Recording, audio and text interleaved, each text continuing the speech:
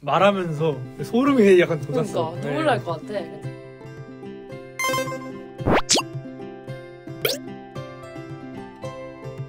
네, 앞에서는 호야 생기부를 털어봤는데요. 이번에는 하루 생기부를 털어보려고 합니다. 두 친구 사이에 공통점도 있고 차이점도 있는데, 일단 공통점은 두 분 다 본인의 전공에 약간 미쳐 있었다는 거. 그러니까 전공 관련된 전공 적합성이 굉장히 뚜렷한 게 공통점이고요.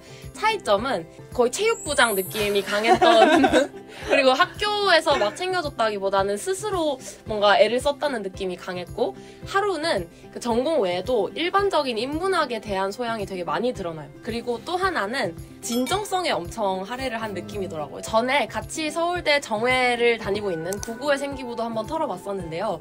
구구 생기를 보고 와 진짜 정에 미쳐있다라는 인상을 받았었죠. 근데 하루 생기부도 마찬가지더라고요. 하루의 내신은 갓이에요, 갓. 총 내신이랑 학기별 내신을 보여주세요. 일단 1학년 1학기부터 말씀드리면 1.19, 1.15, 1.2 그리고 2학년 2학기 때 1.0을 찍었고요. 3학년 1학기를 1.18로 맞춰서 총 합이 1.14입니다. 이 정도 내신이면 사실 학종으로 쓸 필요도 없는 그냥 뭐 갓 내신이라고 보시면 되고, 어떻게 이 내신을 받으셨는지. 저는 일단 뭔가 중학교 때부터 공부를 좀 꾸준히 해왔던 사람이라서 중학교 때도 1등이셨나요? 중학교 때도 거의 그 정도. 그래서 1학년 1학기 때부터 되게 내신 관리를 좀 많이 신경을 썼어요. 성실성이 좀 포인트다. 저 얘가 파워 J거든요. 맞아요. 1단위, 주단위, 월단위로 세우는 사람이에요. 피곤해. 그럼 지금 시점에서 언제까지 계획이 잡혀 있어요? 인생 계획이 있죠. 죽기 전날까지. 이 정도면 뭐 그냥 아예 부족함이 없는 내신이라고 보는 게 맞을 것 같아요. 그리고 수상도 원래는 내신을 보완을 해줘야 되는데 우리는 보완이 필요가 없긴 하지만 수상 개수가 43개예요. 그러니까 뭐 1년에 10개 이상을 받으신 거죠. 수학 내신이 굳이 따지면 조금 부족한 편인데 맞아요. 수학 수상이 또 충실하게 있어요.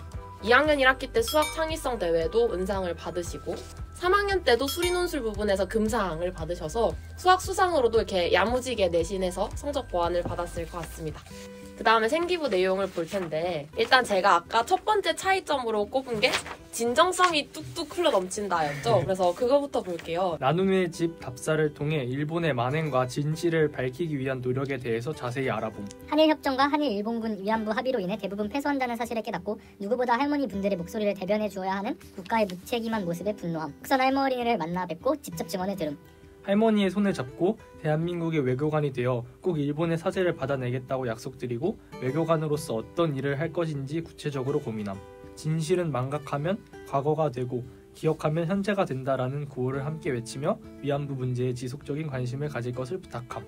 제가 이거를 보고 아 진짜 이건 진정성 만땅이다라고 느꼈는데, 말하면서 소름이 약간 돋았어. 그러니까 눈물 날 것 같아. 제가 진짜. 이거를 보고 느꼈던 건 일단 주제가 되게 특이할 필요는 없어요. 왜냐하면 주제 자체는 조금 흔한 주제예요. 뭐 일본군 위안부 관련된 내용은 아까 우리 호야 생기부에도 살짝 있었고, 차별점 첫 번째가 거기서 추가적으로 본인이 조사를 한 게 좀 차별점이죠. 두 번째가 할머니의 손을 잡고 내가 이걸 이렇게 받아내겠다라고 약속을 했다는 점이 되게 참신하게 다가왔던 것 같아요. 제가 그때 실제로 손 잡고 저도 진짜 눈물이 나는 거예요. 그러니까 이 부분이 여러분 심지어 1학년 내용이에요. 1학년 생기부는 못 쓰는 게 국룰인데 1학년 때부터 아주 한계를 판 게 보이죠.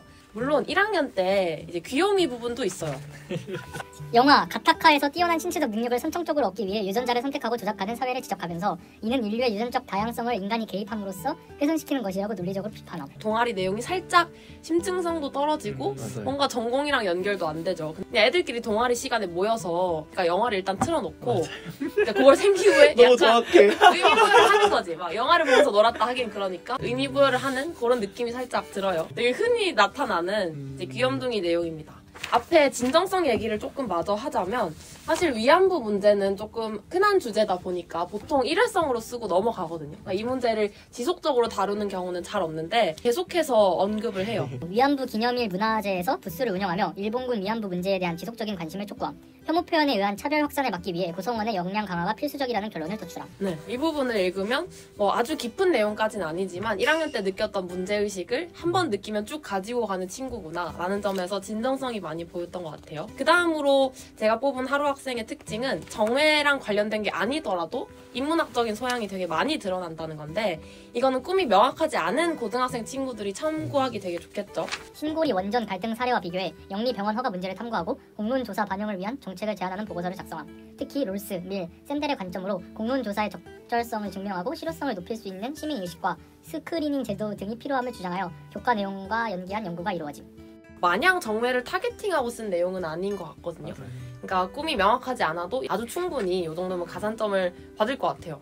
이제 역시 3학년 진로가 제일 농익은 항목이잖아요. 공통적으로. 그럼 우리 3학년 진로를 읽어볼게요. 미국, 일본, 중국의 외교 전략을 분석하고 이를 바탕으로 우리나라의 외교 방향을 제시해보고자 21세기 동북아 국제정세 변화를 주제로 탐구활동을 함. 미국과 중국을 중심으로 한 신냉전 구도의 붕괴에 따라 미국, 일본, 중국이 취한 대외 전략을 파악하고 그 의도를 면밀히 분석함. 더 나아가 조류 외교라는 개념을 만들어 새 몸체에 해당하는 대한민국이 양날개인 대륙 세력과 해양 세력 사이의 균형과 조화를 추구해야 함을 주장하면서 현 정부의 동북아 플러스 책임 공동체가 나아가야 할 방향을 제시함. 정외도 사실 너무 넓은 분야라서 학년이 올라갈수록 주제를 이렇게 좁혔던 게 아무래도 좋은 평가를 받는 요소가 되지 않았을까 하는 생각이 듭니다. 다음에는 세특을 볼 텐데 모든 과목마다 어떻게든 정외를 연결시키려고 한 흔적이 되게 많이 보여요. 가츠의 문제점을 해결하기 위해 개최된 새로운 다자간 무역협정임을 설명함. 국내 농민의 보호 차원에서 쌀을 비롯한 농업 품목의 수입을 제한하고 있었지만 1995년부터 일부 품목을 제외하고는 기관세 장벽을 유지할 수 없게 되어 외국 농산물을 의무적으로 수입하기 시작하여 쌀의 경우 국제 가격에 비해 국내 가격이 4배가량 높아 한국 농업이 큰 피해를 입고 있음을 설명함. 여기 메모를 이렇게까지 연결 가능?이라고 써놨는데 그 상형 로그 문제를 풀다 보면 적용하는 문제가 되게 많이 나와요. 일단 큰 숫자니까 음. 무역이랑 연관 지을 수 있다고 생각해서 우루과이 라운드를 이렇게 딱 써버렸어요. 와, 이 부분을 보고 이 정도 연결했으면 그냥 다 연결한 거다라는 생각이 들었고 그 창체에서 동북아 국제정세 연구를 했잖아요. 네. 그 전에 세특에 미리 뭐 일본의 보통국가라든지 중국의 1대1로 정책들을 미리 세특 안에 넣어놨어요. 심어놓고 그리고 이제 나중에 진로 활동에 그걸 다 합치는 느낌으로. 아주 제의답게 다 계획했구나. 계획적으로 만들어주셨어. 이제 세부 내용인 사회과제 연구를 한번 볼게요. 현재 한중 외교관계에 관심을 갖고 조선시대 중국과의 외교관계를 파악하기 위한 개인 연구활동을 전개함. 조봉책봉 관계의 틀 안에서 당시 두 나라의 관계를 분석한 것으로 조선은 중국의 속국이었나? 라는 질문에 논리적인 답변을 도출하고자 함. 종독으로부터 오염된 한국의 역사라는 제목의 칼럼을 작성함. 동국공정과 같은 중국의 역사 왜곡 정책에 대응하기 위해서라도 역사의 흐름 속에서 우리나라와 중국의 관계를 제대로 이해해야 함을 지적하며 실질적인 역사 교육과 이에 부응하는 바람직한 외교 정책의 필요성을 강조함. 주제를 한중 외교로 잡고 일단 본인의 의문점을 제시하죠. 조선이 속국이었나? 라고 질문도 던지고 관련해서 이론들을 조사하고 거기서 나아가서 어떤 틀로 이해해야 되는지 본인이 관점도 제시하고 칼럼 작성하는 것까지 그러니까 가능한 활동을 다 한 느낌이라 그냥 단순히 뭐 조사하고 수행 제출한 것보다 조금 더 성의가 많이 들어간 세특인 것 같아요. 사실 이 정도면은 진짜 외고에서 잘하는 학생들의 생기부랑 견줘도 크게 차이점은 없는 정도의 생기부라는 느낌이 듭니다. 제가 세특을 쓰면서 느낀 건데 네. 정말 내가 진짜 열심히 하고 깊게 탐구한 과목들은 세특을 써도 그게 다 보이는 거예요. 네, 진짜. 네, 그럼 이렇게 해서 하루에 좀 잘 쓴 부분들을 분석을 해봤고 번외 문장들을 찾아봐야겠죠. 좀 무서운데요?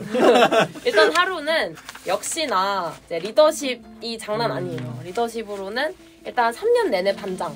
이게 또 보통 반장이 아니셨나 봐요. 학생의 활동 등 다양한 활동을 하며 도움이 필요한 친구들에게 먼저 다가가서 도움을 주는 빛과 같은 존재. 국과 같은 존재임이라고 그저 되게 빛, 그저 빛. 그저 빛. 쯤 되면은 하루가 출마하면 그냥 자동으로 거의 찍는 그런 그런 느낌. 느낌. 아니 심지어 반장 선거를 제대로 하지도 않았어요.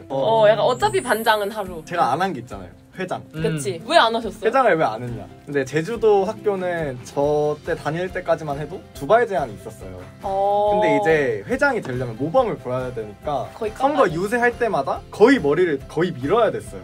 포기를 했습니다. 머리 때문에. 어쩐지 근데 이거 고3 때 찍은 사진이죠? 네. 머리가 아주 길어요. 깎기 싫었을 것 같아. 하루는 약간 시리어스한 면이 있어요. 영어 독해 장문 시간에 좌우명을 발표하는 시간이 있었나 봐요. 맞아요. 자신의 좌우명으로 니체의 Whatever does not destroy me makes me stronger 을 제시함. 앞으로 닥칠 무수한 고난을 자시 발전의 기회로 만들고 싶다는 소망으로 글을 마침. 보통 좌우명으로 니체의 좌우명을 가지고 오는 게 흔한 케이스는 아니잖아요. 아직도 좌우명이긴 해요. 진짜요? 저는 워낙 열심히 사는 거를 좀 좋아하는 편이다 보니까 나랑 다 완전 다르다. 나는 저의 좌우명은 매일매일 즐기자? 그냥 행복하자. 저도 혹시 P세요? 저 P거든요. 저 완전 완전 피거든요. 네, 파워 제이란 말이에요. 나는 이겨내는 것까지는 피곤, 생각 안 해요. 피곤. 어떻게든 피곤해. 흘러가겠지. 하루에 서울대 합격 요인을 총평을 해보자면 일단 사실 내신이 거의 프리패스였고요. 그래서 생기부가 이 정도까지 안 좋아도 붙었을 법한데도 불구하고 역시나 정회스럽게 생기부를 아주 진한 색채로 한우물을 파서 관리해준 게 되게 두드러진 특징인 것 같아요. 그리고 여러분들이 참고해도 좋을 건 꼭 학과랑 관련될 필요는 없고 일반적인 내용도 자세히 조사한 내용이 들어가면 굉장히 좋다는 거. 이 정도로 총평을 마칠 수 있을 것 같습니다. 자, 그럼 이렇게 생기부를 털어봤는데요. 소감이 어떠실까요? 일단은 진짜 오랜만에 제 생기부가 탈탈 털린 것 같아서 좀 뭔가 민망한 점도 있었고 예를 들어 TV 같은 거 채택을 쓸 때는 이게 맞는 건가라는 의문이 항상 들었는데 지금 와서라도 뭔가 잘 썼다라는 얘기를 들으니까 되게 뿌듯한 것 같아요. 합격하는 순간 사실 증명이 된 건데도 역시 끊임없이 궁금해하는 서울대 친구들의 생기부 잘 봤고요. 이 포장이 진짜. 자, 오늘 이렇게 저희 생기부를 털어봤는데요. 정치 외교학부나 언론정보학과를 꿈꾸는 친구들, 또 생기부를 어떻게 채워야 할지 막막한 친구들에게 많은 도움이 되었으면 좋겠습니다. 자, 그럼 오늘 영상도 유익하셨다면 구독과 좋아요. 부탁해. 안녕.